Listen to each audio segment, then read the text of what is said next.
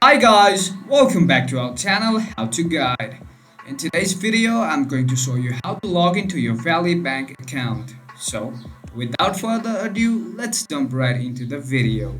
Firstly, open your default browser and search Valley Bank Login. Once you make search, you'll find personal sign in under Valley Bank. Just click here. Now, as you can see, you are already redirected to the login portal. First, make sure that which kind of online banking type you are logging to. After that, just enter your credentials, that includes your username and your password. In case you forgot your username or password, you can click here and reset it. If not, then just simply enter your credentials and sign in.